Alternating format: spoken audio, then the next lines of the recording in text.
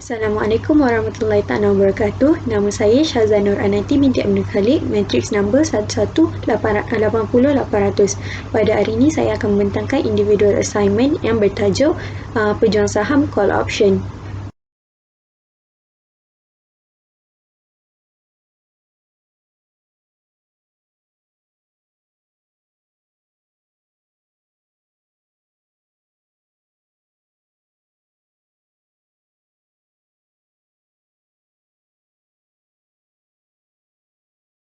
Seterusnya, saya ingin memanjatkan rasa penuh kesyukuran kehadrat Ilahi kerana terhasilnya sebuah buku yang bertajuk Call Option ini.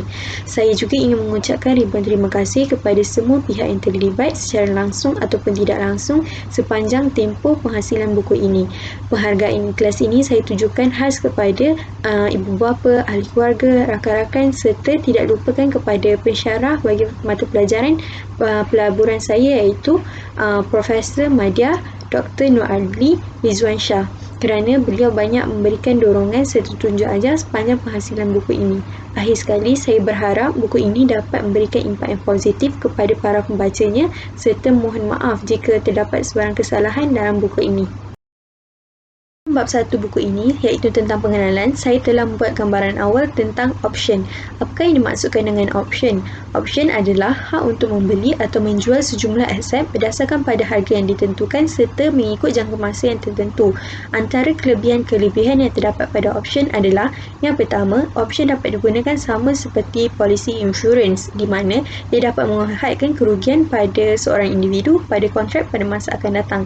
Selain itu, ia juga dapat digunakan sebagai tujuan untuk membuat spekulatif di mana sama ada untuk menjual option bagi mendapatkan keuntungan yang premium ataupun menggunakan option untuk menetapkan dalam satu komoditi, indeks ataupun kaedah-kaedah yang tertentu. Seterusnya adalah yang ketiga, option membolehkan anda untuk menggunakan modal dengan cekap. Dalam konteks ini, anda boleh mengambil bahagian dalam pergerakan harga suatu aset tanpa membeli aset tersebut secara langsung. Yang terakhir tentang kelebihan option dapat menawarkan lebih banyak alternatif pelaburan di mana ia merupakan alat yang sangat fleksibel serta terdapat banyak cara untuk menggunakan option untuk mencipta semula kedudukan lain. Ia dikenali sebagai option sintetik. Seterusnya, kita beralih pula kepada bab 2 di dalam buku ini yang bertajuk tentang mengapakah option trading dikatakan tidak patuh syariah. Option trading adalah merupakan satu perkara yang dibenarkan dan transaksinya adalah dibenarkan dalam Islam.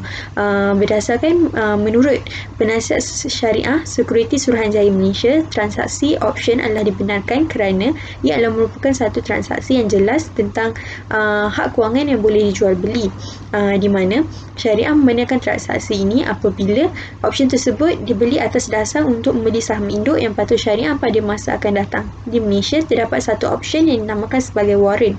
Warrant adalah merupakan satu option yang dikeluarkan oleh syarikat yang disenaraikan dalam Bursa Saham Malaysia untuk mereka menjual hak-hak tersebut kepada pelabur-pelabur yang sedia ada, di mana mereka menukarkan option tersebut kepada saham induk yang patuh syariah pada masa akan datang. Tetapi terdapat juga jenis warrant yang lain yang dikenali sebagai structured warrant, di mana structured warrant adalah merupakan option yang dikeluarkan oleh pihak ketiga dan ia tidak dibenarkan dalam Islam kerana mereka tidak mempunyai kaitan dengan saham induk tersebut dan mereka membeli serta menjual saham tersebut atas dasar untuk mendapatkan keuntungan dan kerugian semata-mata, dan ia lebih mendekati dengan aktiviti perjudian. Oleh itu, transaksi option yang dilaksanakan oleh pihak ketiga adalah tidak dibenarkan dalam Islam kerana ia memfokuskan tentang keuntungan dan kerugian semata-mata dan ia mempunyai unsur-unsur maisir serta lebih dekat dengan aktiviti perjudian. Seterusnya, kita beralih pula ke dalam bab 3 di dalam buku ini yang telah menceritakan tentang apakah itu call option. Apakah definisi call option? Call option adalah merupakan satu instrumen yang membenarkan pembeli option iaitu pemegang hak untuk membeli aset berdasarkan pada harga yang tertentu iaitu dikenali sebagai harga pelaksanaan serta dalam jangka masa yang tertentu, di mana ia merupakan maksud yang kontra dengan put option. Harga pasaran bagi call option dikenali sebagai harga premium. Ia adalah merupakan harga yang dibayar kepada writer call option. Apabila tamat tempoh dan aset berada di bawah striking price, pembeli call option akan kehilangan wang premium yang dibayar kepada writer. Oleh yang demikian, kerugian maksimum yang bakal ditanggung oleh call option, pembeli call option adalah merupakan jumlah premium yang dibayar kepada writer. Okey, seterusnya kita menceritakan tentang mengapa call option digunakan. Call option digunakan untuk melindungi nilai daripada risiko yang bakal dihadapi pada masa akan datang. Sekiranya anda perlu untuk melindungi aset tertentu pada masa akan datang, akan tetapi anda ingin melindungi risiko kenaikan harga pada aset tersebut, oleh yang demikian call option adalah merupakan cara yang terbaik. Call option juga digunakan dalam membuat spekulasi kepada harga aset pendasar pada masa akan datang. Dalam maksud lain, anda mampu menganggarkan harga aset akan meningkat pada masa akan datang. Oleh itu, keputusan anda untuk membeli call option pada waktu sekarang adalah merupakan yang terbaik kerana ingin mendapatkan keuntungan pada masa akan datang. Okey, seterusnya kita beralih pula kepada ciri-ciri yang terdapat dalam call option. Okey, yang pertama adalah ia dipilih dalam saham ataupun indeks yang berkaitan. Yang kedua, call option juga terdapat tarikh luput ataupun tamat tempohnya. Yang ketiga, ia juga mempunyai striking price di mana pembeli call option akan mendapat keuntungan apabila harga aset pendasar meningkat ataupun melebihi daripada striking price. Yang terakhir adalah wang premium yang dibayar kepada writer pada awal pembelian call option adalah merupakan kerugian maksimum yang bakal ditanggung oleh pembeli call option. Seterusnya, kita menceritakan tentang kelebihan dan keburukan yang terdapat di dalam call option. Okey, antara kelebihan-kelebihan yang terdapat di dalam call option adalah yang pertama, ia memberikan peluang kepada pembeli call option untuk menjalankan usaha yang sewajarnya ke atas saham yang dibeli oleh mereka. Selain itu, harga bagi call option juga tidak akan berubah dan tidak mengikut turun naik pasaran saham. Okey, seterusnya kita menceritakan tentang keburukan-keburukan yang terdapat di dalam call option. Yang pertama, pelabur tidak akan menerima sebarang keuntungan, sebarang faedah ataupun keuntungan dividen. Selain itu, seperti yang kita tahu, di dalam call option ia terdapat tarikh tamat tempohnya, di mana pelabur mempunyai masa yang terhad untuk mendapatkan keuntungan daripada option yang dibeli oleh mereka. Selain itu, option adalah merupakan satu metod pelaburan yang sukar dan rumit, dan penjual option juga terdedah kepada risiko yang tidak terhad. Seterusnya, kita beralih pula kepada bagaimana call option itu berfungsi. Okey, call option ini berfungsi apabila pelabur-pelabur menjangkakan harga saham akan meningkat pada masa akan datang. Oleh itu, mereka membeli call option atas dasar untuk membuatkan keuntungan. Bagaimana mereka membuat keuntungan? Apabila harga saham ketika itu meningkat, pembeli call option akan memperoleh keuntungan apabila harga saham ketika itu melebihi striking price of the call option. Manakala apabila harga menurun, pembeli akan membiarkan call option tersebut sehingga tarikh tamat tempohnya berakhir dan writer call option akan memperoleh keuntungan daripada situ. Seterusnya, kita memasuki bab 4 di dalam buku ini yang menceritakan tentang cara untuk membeli dan menjual call option.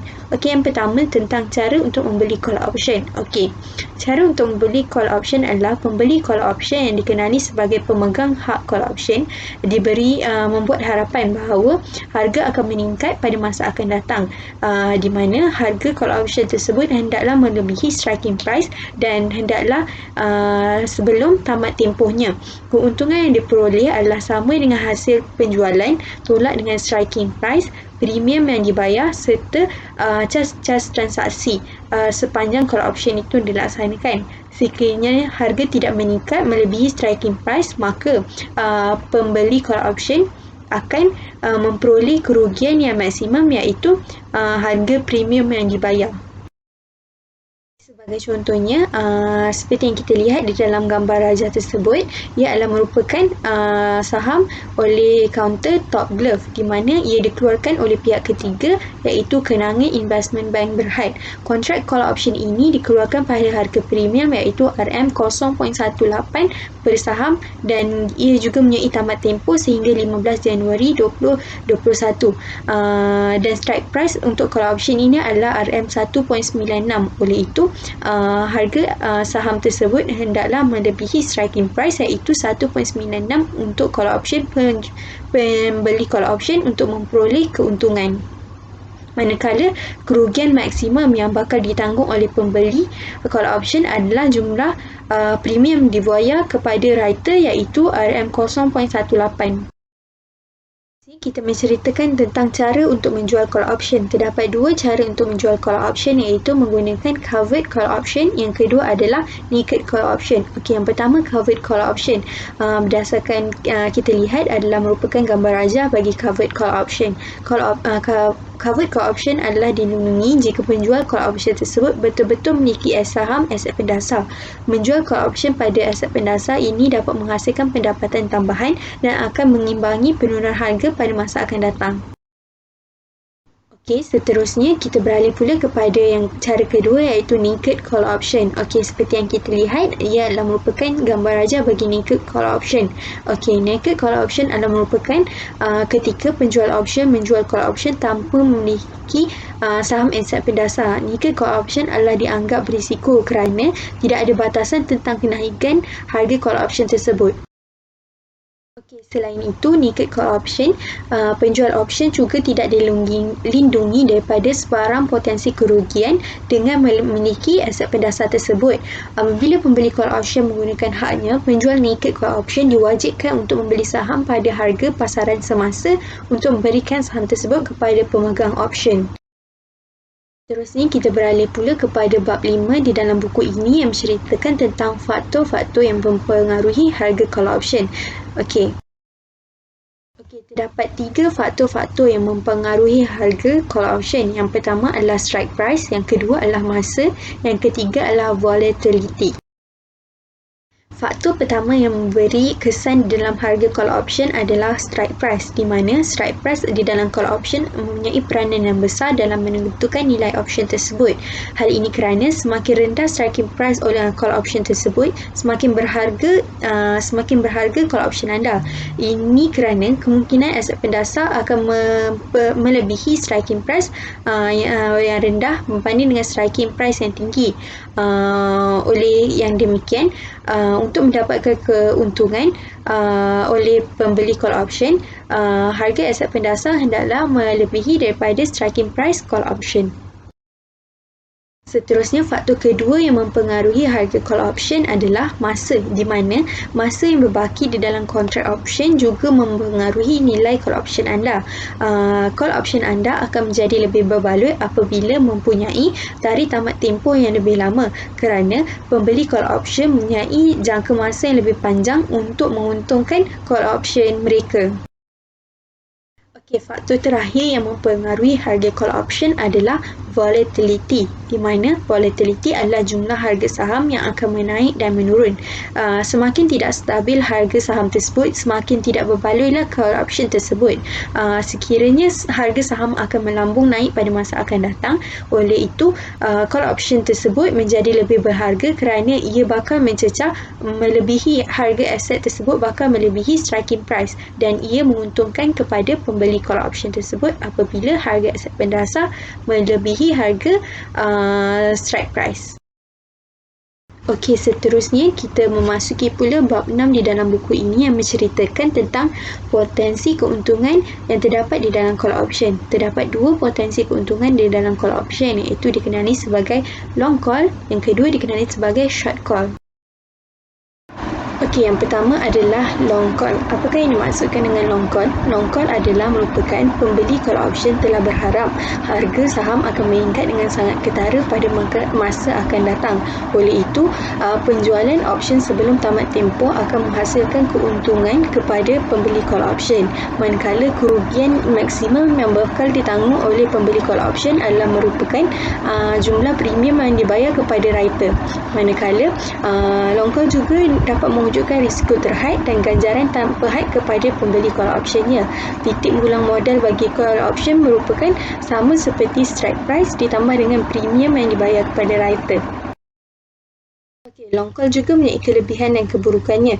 Antara kelebihan-kelebihan yang terdapat pada long call adalah yang pertama, potensi keuntungan tanpa had dengan risiko yang lebih rendah. Ia juga mempunyai peluang yang lebih besar daripada hanya memiliki saham tersebut. Dan akhir sekali, ia memerlukan modal yang lebih rendah daripada membeli stok secara langsung.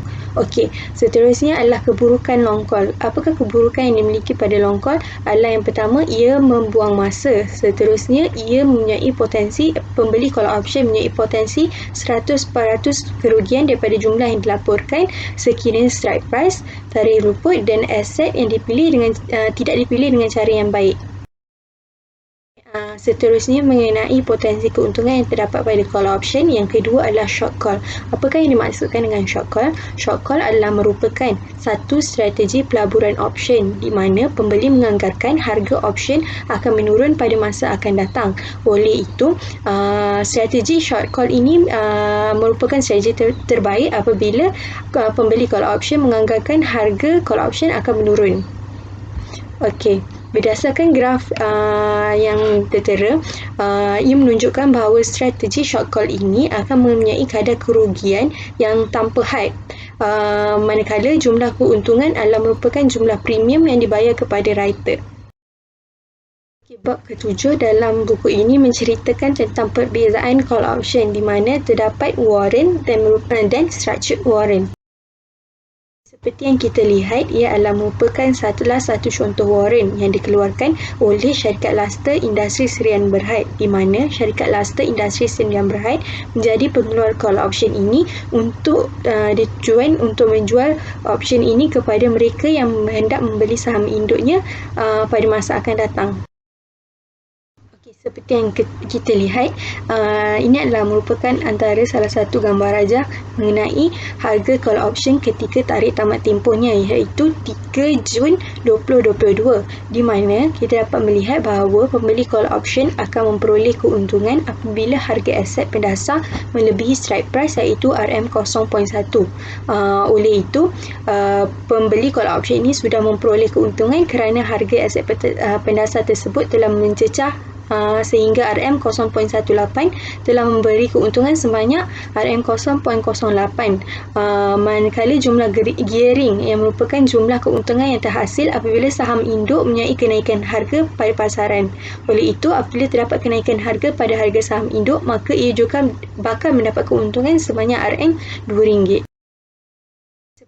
Seterusnya kita beralih pula kepada graf keuntungan dan kerugian pada call option, di mana seperti yang kita lihat berdasarkan contoh warrant yang dikeluarkan oleh syarikat Luster Industri, pembeli call option akan memperoleh keuntungan apabila ia melebihi titik pulang modal iaitu RM0.11 dan pada ketika ini harga saham tersebut telah melebihi sehingga RM0.18, manakala kerugian maksimum yang bakal ditanggung oleh pembeli call option adalah harga premium yang dibayar iaitu RM0.01. Seterusnya kita beralih pula kepada jenis warrant yang kedua iaitu structured warrant, di mana seperti kita lihat dalam gambar rajah, ia adalah merupakan salah satu contoh mengenai tentang kaunter saham yang dijual pada kaunter top glove, di mana apa yang membezakan ia dengan warrant biasa adalah pengeluarnya adalah merupakan kenanga investment bank yang merupakan pihak ketiga. Seterusnya kita beralih pula kepada graf harga call option ketika tamat tempohnya iaitu 8 November 2021, di mana pembeli call option akan memperoleh keuntungan apabila harga aset pendasar melebihi strike price iaitu RM7.88. Oleh itu, berdasarkan maklumat yang diberi, harga aset pendasar semasa adalah RM6.34 dan pembeli call option masih tidak mendapat keuntungan daripadanya, manakala premium yang dibayar adalah RM3.915. Gearing yang dimaksudkan adalah RM2.67, di mana apabila harga saham induk mempunyai kenaikan, maka call option ini juga akan memperoleh keuntungan sebanyak RM2.67. Seterusnya, kita beralih pula kepada graf keuntungan dan kerugian pada call option, di mana harga aset pendasar hendaklah melebihi titik peluang modal iaitu RM11.795. Oleh yang demikian, harga aset semasa pada ketika ini adalah RM6.34.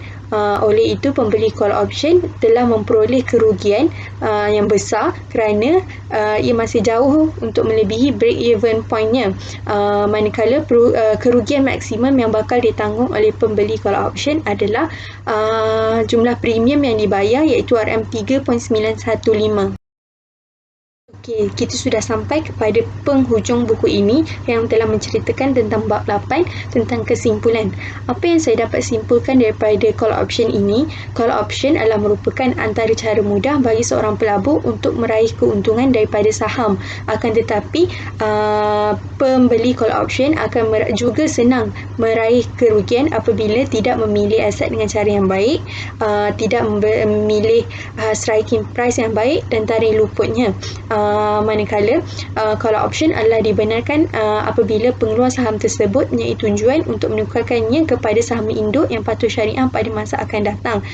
Menurut penasihat syariah Sekuriti Suruhanjaya Malaysia telah menyatakan bahawa call option yang dikeluarkan oleh pihak ketiga adalah tidak dibenarkan dalam Islam kerana terdapat unsur maisir dan lebih dekat dengan aktiviti perjudian. Seperti yang kita lihat di dalam contoh sebelum ini tentang counter top glove yang dikeluarkan oleh pihak ketiga iaitu kenanga investment bank. Ia adalah tidak dibenarkan kerana lebih memfokuskan kepada keuntungan dan kerugian semata-mata.